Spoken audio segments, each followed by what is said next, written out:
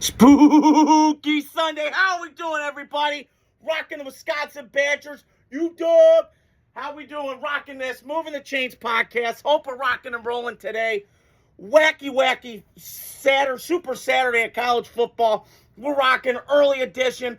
I got the Colts-Falcons game going on. I was just watching the Vince McMahon documentary. Things are fantastic. That's an attitude, because I'm feeling that kind of an attitude this morning of just ass-kicking football yesterday. But I got 3 words to say. Here come the Irish. Woo! That was fantastic last night in the rain, in the snow. It's already snowing this morning. Winter is upon us. I cannot wait. I am in a great mood this morning.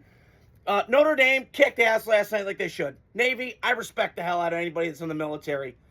Shout out to my buddy Ben Trevino. He was in the Navy. Tim Berkshire was in the National Guard. Guys that I know, they're in the military. I respect the hell out of you. The sacrifice you make for your country, we salute you. All due respect. They're a good football program. But they got rear-ended last night, and they ran into a buzzsaw, which is called Notre Dame.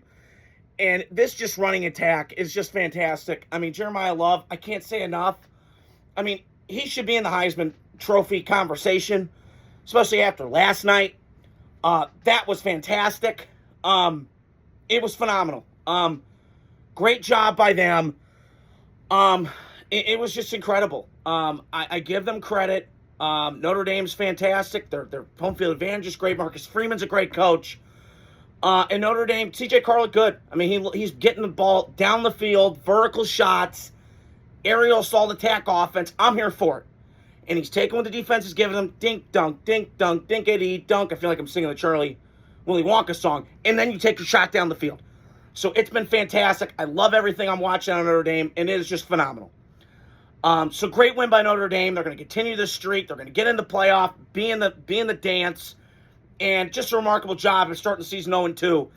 What that's done for their program. That shows the resolve and the mental toughness of this Notre Dame football team.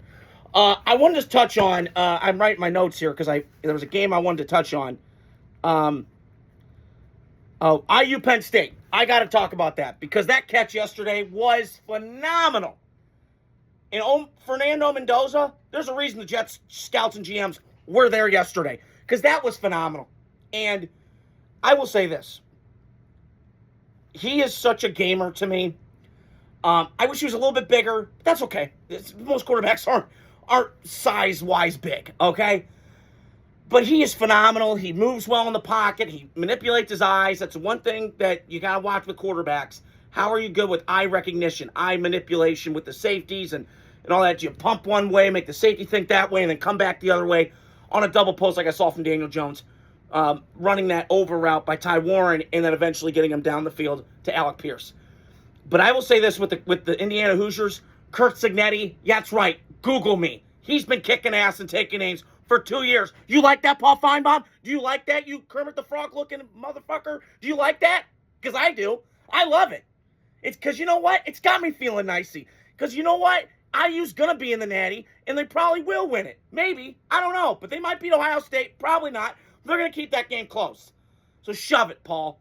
You SEC dick-riding son of a... Ugh. Sorry, I'm getting ramped up here. My point is, Kurt Signetti, that's right, Google me. Because he's won the last 2 years. And you know what signified it for me that IU wasn't just good last year? Cool story to now kicking ass was when they went up to Eugene in Autzen in the rain and beat Oregon's ass and out-physical Dan Lanning's squad. That's when I went, okay, I'm in. So I was impressed yesterday by Indiana. And I will give Penn State their flowers. They played hard, man. They gave Indiana everything they can handle. It's still a talented football team. That quarterback, I didn't even know Drew Aller was on the field yesterday. It looked crisper. It looked cleaner. They were doing some zone read stuff. They were getting the run game going. I was just impressed yesterday by what I saw from Indiana. And that catch was phenomenal. Bring on Ohio State. That's all I got to say for IU. It was phenomenal. It was fantastic. I was so impressed with IU. Their resolve, their mental toughness, their grit. Kurt Signetti's a legit coach. And I was kind of skeptical of him early. I can't anymore. This guy's legit. Google me. I'm kicking ass and winning. So, there you go. And Georgia beat, it was kind of a sloppy, just kind of boring games yesterday. across the landscape. I mean, Ole Miss playing Citadel, I could talk about that, but I don't feel like getting into that. Again, I'm going to go off my tirade. Again, why are we scheduling Citadel? It's November 8th. I mean, I worked a little bit yesterday. I'm sitting in my car on my break. Like, what are we doing? But it is what it is. And Lane Kiffin, I thought it was funny when the Ole Miss fan proposed, and then he's like, he's just a troll. He's funny. Lane's a big ball of fun. But I want to touch on Georgia and Mississippi State. Kind of like IU, we knew they were going to smack Penn State regardless, but Mississippi State kept it a very close game. They're a respectable program. They've had guys go in the NFL. Dan Mullen won there. Dak Prescott got them to the number one, I think, in the country, 2015, I believe, when I was in college. So they're a very good program. They've had their moments. Been some down times, but phenomenal. It's one of the atmospheres I got to go. I got to go down to a lot of SEC atmospheres I got to hit before I die. But got a long way to go. I'm 28 years old. But I will say this with Georgia. I got one word. It's elite, man. I admire everything about their program. They're badass. They're tough. Kirby Smart's a great, phenomenal coach. Two-time natty. They built this thing like Bama. And before the NIL, you felt that. The size, the speed, the physicality, the big bodies. You just felt it. And they still do. Not to that level. But I will say this. A guy that's really impressing me week by week is Gunnar Stockton. I'm telling you, man. I don't know what it is. There's something about this kid I like. I don't know if he's going to translate to pro. But if I'm the Raiders, I go watch Georgia and I go, I can see him working. Big kid, tough, winner. It's kind of overrated because, didn't have to face a lot. Adversity. But the adversity that I watch is, did you have to come back against Tennessee? You were in a shootout. Can you win a shootout in college? You have to as a quarterback. Because everybody looks great when its script is on and the weather's great. Woo, yeah! But when it's crap, that's when I judge you more.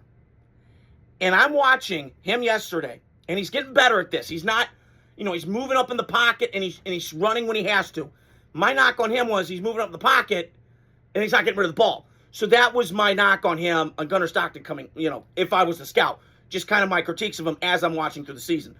But I will say this, he's impressed me a lot. He's been very solid, get the ball to his playmakers. That Oscar Delp guy, Jesus, I felt like I was watching Brock Bowers yesterday.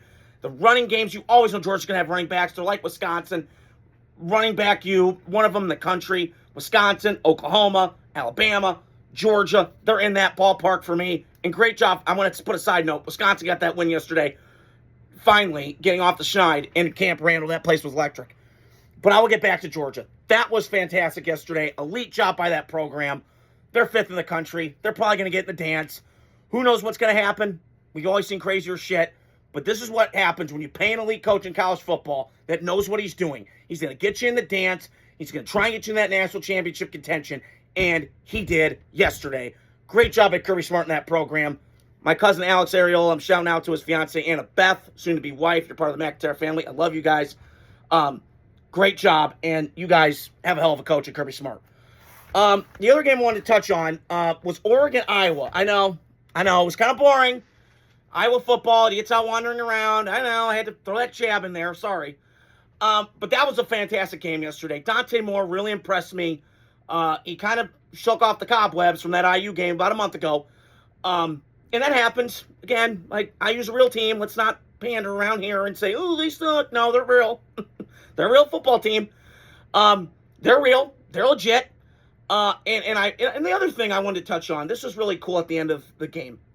I saw this morning on Facebook, was Oregon, they cleaned up the visiting locker room, and they made it nice for Iowa.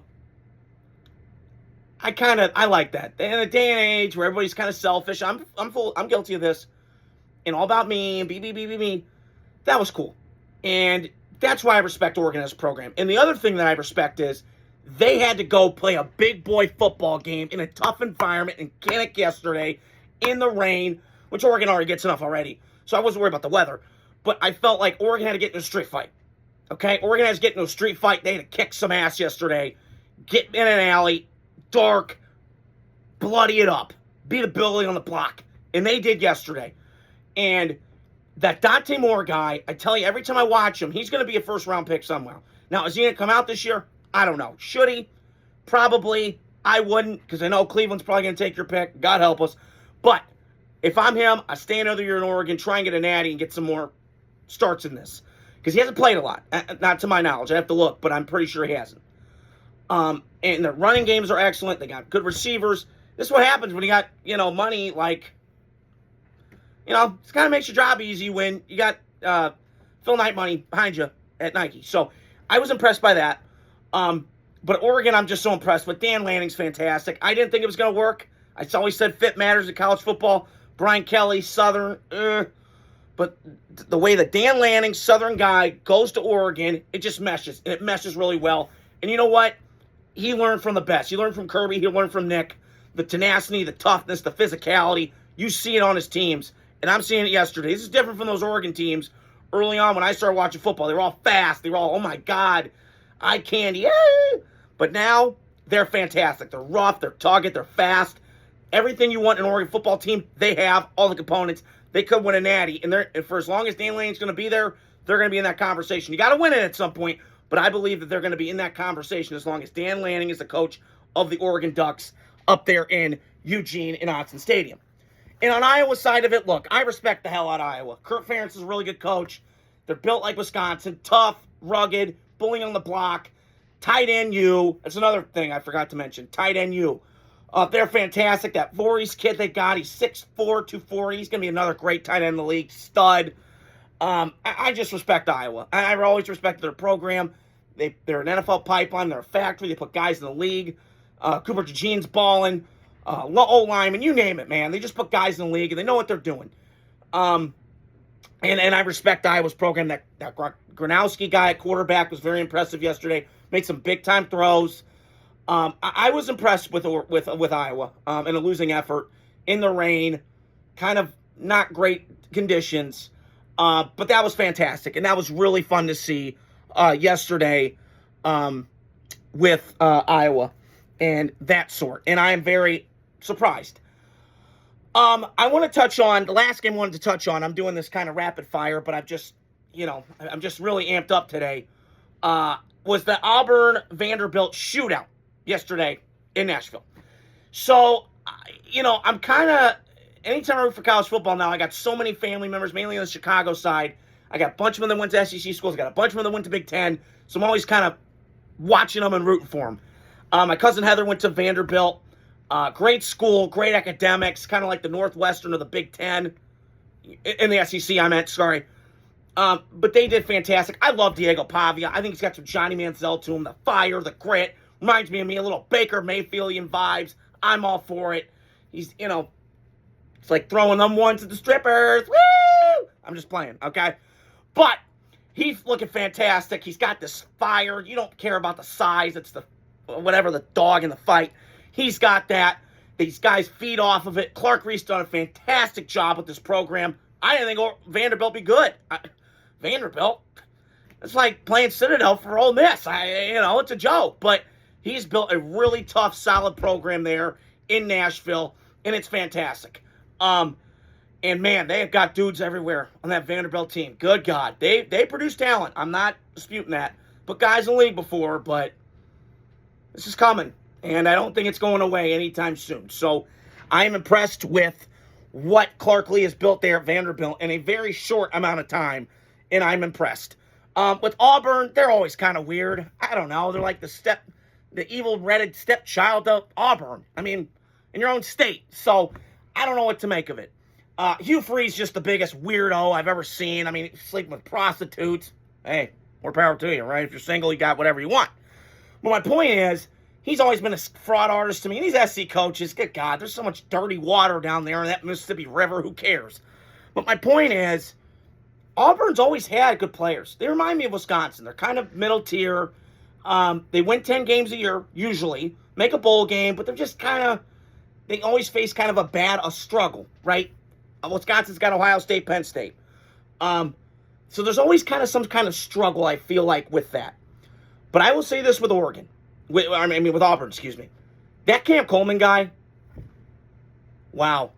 That catch he made yesterday is probably catch of the year. And then on the two-pointer, that was awesome. Because everybody's overshadowing the Omar Cooper catch for IU, which was fantastic. Non-disputed, should be catch of the year.